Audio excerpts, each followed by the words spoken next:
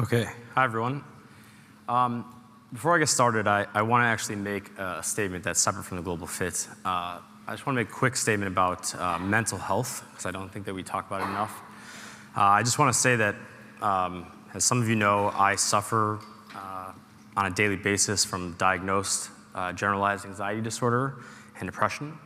It doesn't really come out at all in my daily work, but it does come out when I give talks, and especially for this kind of talk. This one has been fairly difficult for me to deal with over the past few months.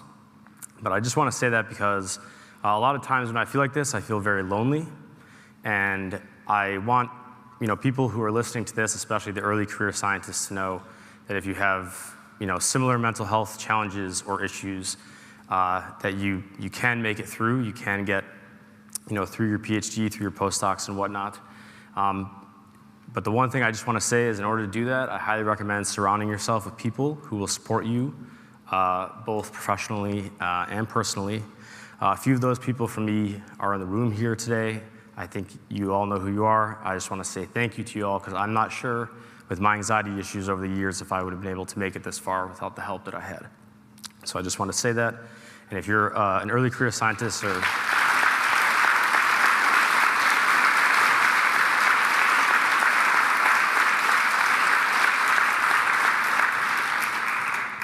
Thanks. The last thing I'll just say, if you're an early career scientist and you ever want to talk to someone about that, I'm always here. You can send me a message. Always happy to talk and share experiences and try to help any way I can. So with that, I will now begin telling you all about the LISA Global Fit. I'd like to thank the organizers, first of all, for inviting me to give this talk. It's something I care very deeply about and have spent a lot of time working on. So here are the main takeaways from the talk, just because I'm trying to keep this very high level. The global fit is obviously something that's very complicated, but these are really kind of the very high level takeaways. So the LISA global fit is not theoretical anymore. I think a few years ago we had some initial implementations moving, but we didn't have the breadth of implementations we have now and kind of finalized papers and things that are now ready to move into the future. And that's kind of highlighted in the second point there. We now have multiple pipelines. We have their outputs. We're now starting to begin to compare them and to understand the differences and similarities between all of our pipelines. I put this point up here. I'm not going to talk about it a lot here, but we are working on creating good comparison metrics and tools. This is obviously a very challenging task because of how complicated the global fits are, but this is obviously something we really need to develop in the coming years. And finally, we are building, and I think at this point really have built an infrastructure that is going to allow for continuous development into the future. And this is kind of at three levels. This is continuing to develop the modules that we already have in place, building modules that we don't have in place, like things for MREs and other sources that we haven't looked at quite yet. And most importantly, we're building our pipelines to be very modular so that you all in the community, if you want to build, say, one module out of 8 or something like that, you'll be able to take our pipelines and take 7 of the modules you don't want to create and hopefully join that with the one module you do want to create. And this will allow for larger community participation and development. So LISA Global Fit, really how I kind of think about it is it's a bridge to the science. There's obviously some data cleaning and things that come down from LISA, but ultimately it's the global fit where we apply our gravitational wave models and start to go from kind of effectively, the data that comes out of LISA to the things that we care about on the other side, like astronomy, astrophysics, cosmology, and fundamental physics. In the kind of L1, L2, L3 setup, the global fit fits in between L1 and L2, so this is kind of our clean data after the in-rep pipeline, which I think we've heard earlier this week about. The L2 data is effectively like raw output data from the global fit, so it's not curated for end users or anything like that. It is just what the global fit produces. And then we apply a cataloging algorithm to that to get to the L3 data, which is something that's more curated for the astronomy community and for the types of things that we care about on the science in the back end. Now, all of the implementations that I'll talk about here in a few slides, I'm going to mainly focus on this part of it. They all have a cataloging algorithm. They all have something that converts L2 to L3, and that's how we get to our results, but I'm not going to talk about the cataloging algorithm much. I'm not going to talk about the differences and similarities, but it is something to keep in mind as we move into the future. Now, why do we need the global fit? A few years ago, we heard from Tyson Lindenberg. I think he gave a good kind of introduction in detail about this. So I'm just going to kind of go over the main points here. But as you can see here, I have the LDC2A Sangria data set here as an example. This is currently the kind of state-of-the-art data set for the global fit pipeline development. So in that, we have massive black holes and the galaxy, as well as instrumental noise. So why do we need the global fit? Well, we have many different signal types that all have different properties that require different individualized, specialized analyses to do. All of the signals, as we've heard many times this week, are all overlapping, so we have to disambiguate all of these. We have no noise-free data, so we have to fit our noise. We have to fit our noise simultaneously with our signals. And over here, I just kind of included a few basic plots to show that a big part of the global fit is that we have an uncertain source count. So not only do we have to find all these sources and characterize them, we also have to characterize our uncertainty in these sources and understand that, especially as we get down to lower signal-to-noise ratios. Just a quick brief history. Obviously, we didn't start working on the global fit in the last few years. It's been going on for a while. Everything that we're doing today is obviously built off of this. So I just put up kind of 3 papers from the past that I think have kind of built some of the infrastructure, at least theoretically, for us moving forward to get to the point that we're at today. So just kind of an initial paper by Neil Cornish and Jeff Crowder on MCMC methods and LISA data analysis.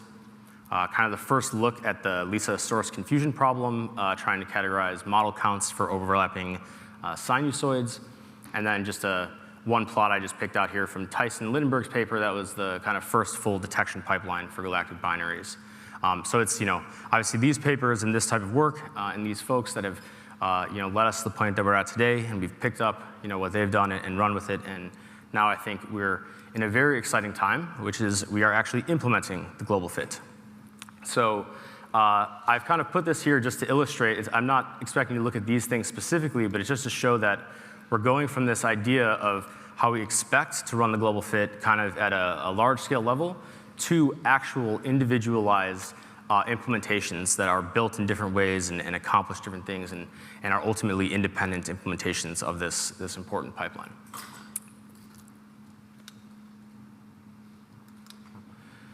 So now I'm going to go into kind of the landscape of the current global fit implementations that are available. There are 4 of them. I'm just going to go through in order of when they were submitted to journals, basically. I want to be clear, so I'm going to show a bunch of plots that are similar kind of between the 4 fits, but they're not all the exact same plots. We're kind of in the process of finally comparing our results in an apples-to-apples form. But the plots will look similar, but I just want you to keep in mind that there are slight differences in them, so comparing them one-to-one is not necessarily correct. The main thing I want to get across, though, is that we have 4 successful global fit implementations. As you'll see, all of these produce what I would call successful, good results, and results that are encouraging, knowing that this is our first implementations and we're only going to make them better. So the first pipeline was done by Tyson Lindenberg and Neil Cornish. Their pipeline is called GLASS. That's the Global LISA Analysis Software Suite. Their pipeline is built off of a tempered reversible jump MCMC. Reversible jump you can also refer to as a transdimensional MCMC. They have their codes and output catalogs available. Their codes are in the LDA Soft GitHub, and their catalogs are downloadable as well.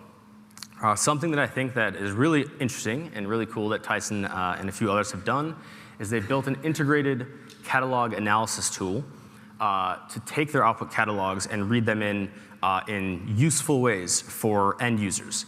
So to take a quick second, I will say if you are an astronomer in the audience and you are expecting one day to use the LISA output catalogs to do your science, I would look up this kind of tool that we have started to develop now. It's called LISA Cat Tools, because the whole point of that tool is to tailor our global fit outputs to the needs of the astronomy community. So I encourage you to look at that tool, and if you have any thoughts, any questions, any features you would like implemented, that's the whole point of this package, is to make sure that we have a direct way of interacting with our stakeholders downstream from the global fit. One other thing that's really cool about Tyson's pipeline is they build up their information over time. That means they run their pipeline at like a week, a month, 3 months, 6 months, and a year. And they take the output from the previous run, they do things to it in between the runs, and they can basically transfer the information downstream as you go, which helps the algorithm converge as it goes along. So that's, it helps their convergence, but it's also something that's more realistic about, in how we will actually run the mission itself as it goes through time.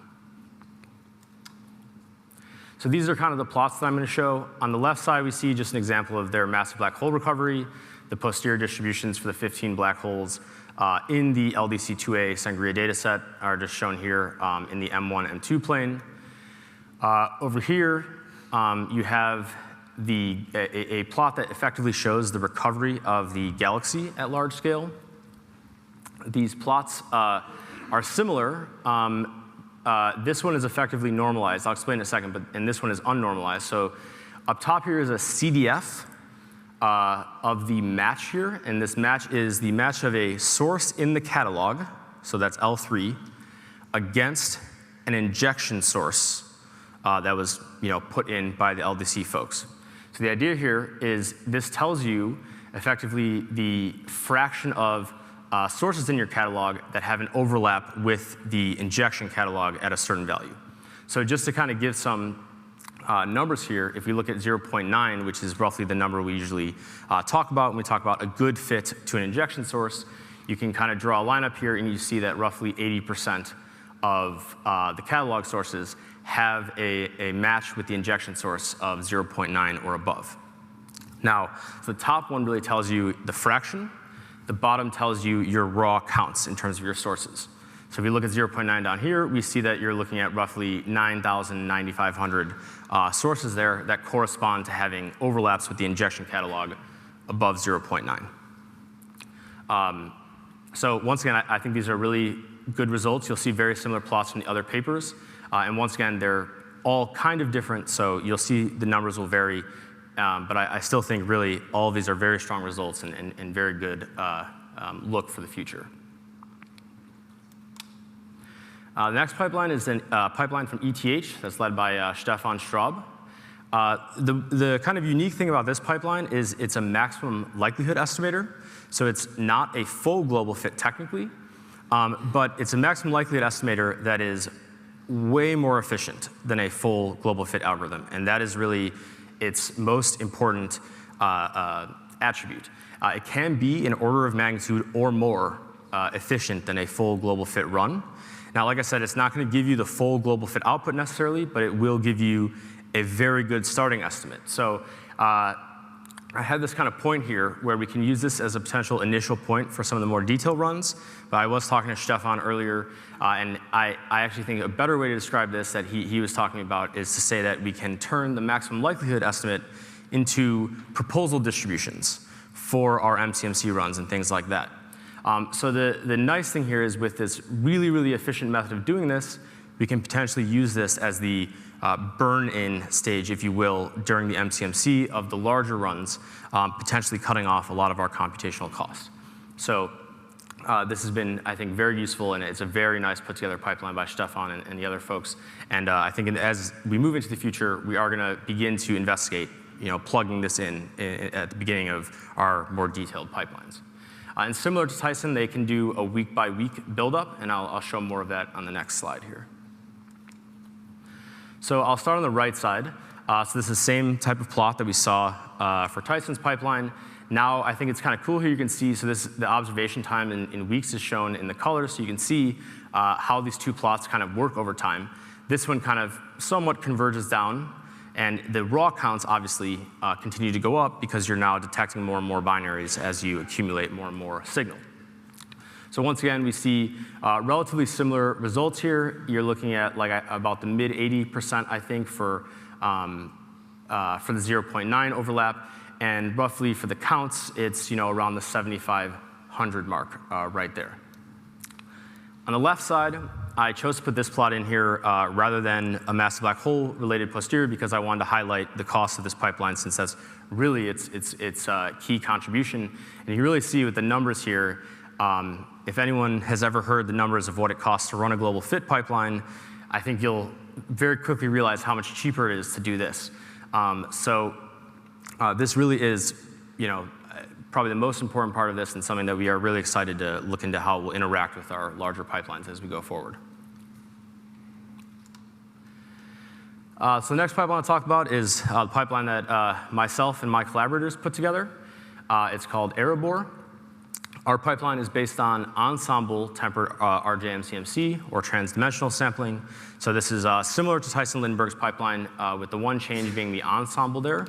That means that we have more than one walker per temperature. In short, that basically should improve the mixing of the sampler, should improve the convergence a little bit. We definitely think it helps with our global fit run, especially with the different residuals and different things that we can apply to the different walkers in the ensemble. Maybe the most important output of our pipeline is we built in an online single source search step. So what happens is as we run our global fit, the global fit pipeline will be running. We will output a residual. We will search for, say, in this instance, a galactic binary.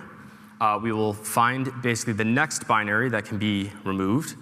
We will fit its posterior estimate and move it into the MCMC as a proposal. So it's not iterative subtraction, and it's not like a direct input into the pipeline with a point estimate of parameters. We can literally just, as we go along, make sure that we're not missing a single source. So I think this is something that's been really cool. We've done it with galactic binaries, but I expect that to extend to basically every source.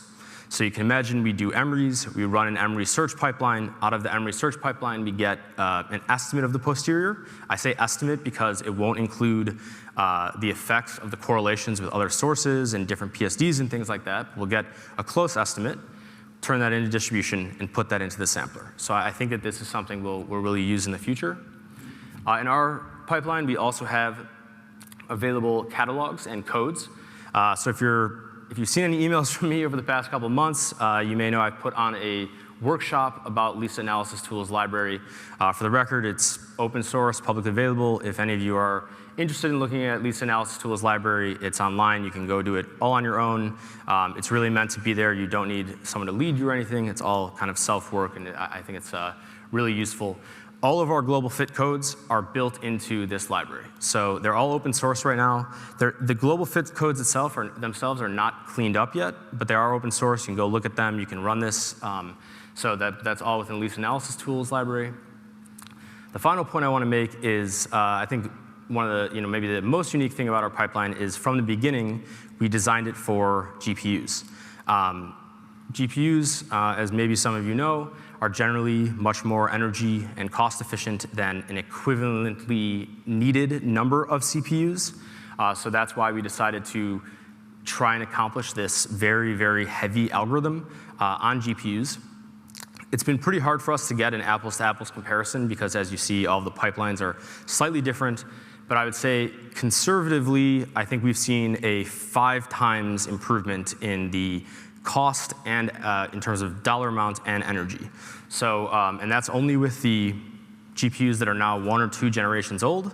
So, we expect that to improve, and we expect as we kind of, build these pipelines further, I definitely expect that 5 times to go up by a fair amount. So I think we plan to have GPUs in this, through the end, and I think they're really, really useful, and really can't overstate that enough. Some example plots from our pipeline. Same thing with the massive black hole posteriors over here. This is the M1, M2 plane. These are just zoom-ins. This shows you the time of coalescence distributions from the output for the 15 sources. One thing I do want to say is all 4 of these pipelines found 15 massive black holes. They did not find 16. They did not find 14. They found 15. And so that's really good. As we'll see on a little later, we do have high SNRs in this data set. So that is generally maybe a little easier and maybe a little harder when we get to lower SNRs. But I think that's also really good, is that we can be pretty confident about what it's telling us for the massive black holes. Once again, the same type of CDF survival function. we achieve about 93% of our catalog sources having an overlap of 0.9 or greater. That corresponds for us to about maybe 9,000, 9,500 sources, something like that. So once again, something we're very proud of. And one other thing I'll highlight is we were able to run our pipeline, partially because we are able to use this on GPUs. We're able to run our pipeline on the second LDC2A data set. So there's actually two. There's the training data set and the hidden data set. We ran our pipeline on both of them, so you can, once again, like if you're an astronomer, you want to go look at catalogs, we actually have now two catalogs from the same underlying statistical distribution. So it's, I think, very useful and something that we'll really start to look at more in the future. Last pipeline, Stas, if you're watching, I hope I got this right. He told me to call it the Jimu Lisa pipeline, so I hope that's right. It's led by Senwen Dang and the other folks shown there. I was speaking with them leading up to the talk, so they're going to be submitting their paper, I think, within the next month, so it's not quite submitted yet. So what I'm going to show here is a little bit preliminary, just keep that in mind. So these are the kind of things that they wanted me to share. So they do a search for gravitational waves, followed by a block Gibbs sampling. They do a parallel tempered MCMC run on short data segments for the massive black holes. To accomplish the source uncertainty problem, they use a product space MCMC implementation. If you're familiar with product space, it's kind of similar to reversible jump, but it is a little bit different in its specifics. So that's what they use to deal with these uncertainty in the amount of galactic binaries we have, and they run those on overlapping subbands. And they also wanted to note, as is needed for Gibbs sampling, they sample the noise sequentially. So this is, once again, these are technically preliminary, but we can see here, once again, this is their massive black hole recovery plot. One thing I like here that they did is they have the SNRs of each of these on top, so you can get a sense of how the posterior distributions on M1, M2 are affected by the SNR, and you can see kind of the rough range of SNRs that we deal with in this data set. They're quite high. We have a few in the hundreds and definitely a few up into the thousands even, and our lowest one is at about 93 SNR from their estimates. Once again, same plots over here. Once again, as you can see, pretty similar results, roughly in the 85–90% range for the 0.9 overlap. And in this case, they've separated it by SNR, but you can see that corresponds to roughly maybe 7,000, 7,500 sources, something like that, on the actual raw counts. So once again, I mentioned this very briefly at the beginning, but this is something we are doing now, which is how do we take these types of plots? We can overplot these, but we all have different pipelines. We all have different cataloging algorithms. We want to basically compress this information and put them on a plot or put them into a metric that can directly compare these global fit pipelines. So obviously this is just a plot I grabbed, but the point is we want to look at something like an ROC curve for our global fits, and something that's not dependent on whether you use MCMC or different methods. We want to be able to compare them all on one plot. We don't have that yet. If anyone has any ideas, we're all ears.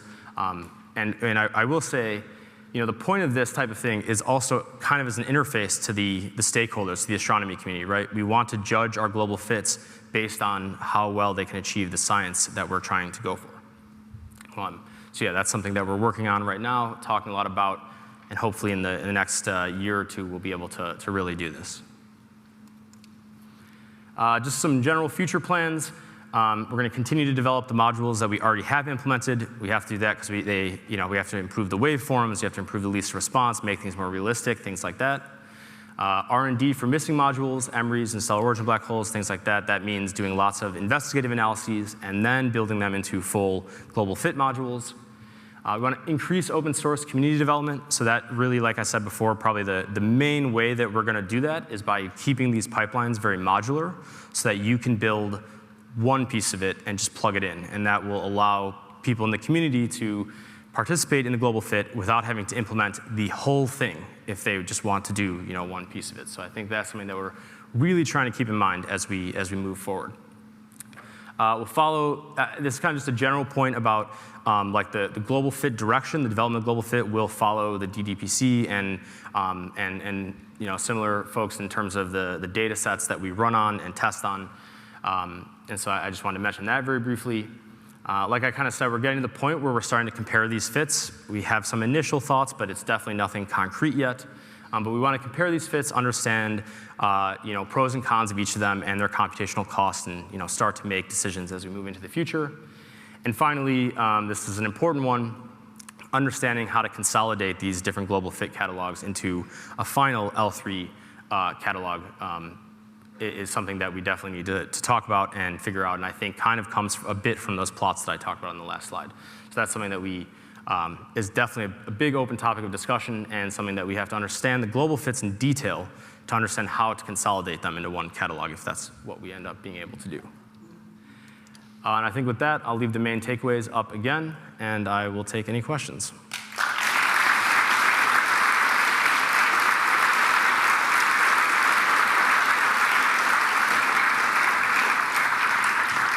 Okay, thank you very much. We have a question right away here.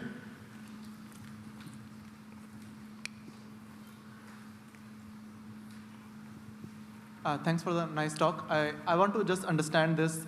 If you have a massive black hole binary with like 400 SNR, do we really need global fit, or we can at least pluck that signal out of the data without it? Thank you. With those high SNRs, you can definitely pluck it out with a variety of ways. I think the last pipeline I showed, the GMU-LISA pipeline, I think they even do a check up front because you can literally see the loud massive black hole spikes above the noise. So you can definitely do that. And like I know in our pipeline, we search for the massive black holes before we subtract anything else out, and we still find all of them. So it's definitely at those high SNRs, it's fine, I would say. That obviously assumes that we have waveforms that are accurate enough, right? Here we're injecting waveforms and fitting with the same waveforms. We have to make sure that that's okay. But just to kind of expand on that a bit, that is going to change as we start to consider lower SNRs. We're going to have to be very careful with the massive black holes, and as we subtract the binaries and do things like that, there's a lot of interesting science that can happen at those low SNRs, so we have to be very careful about that, but that's, as you saw, not something that we're dealing with quite yet. Great, we have a question over here.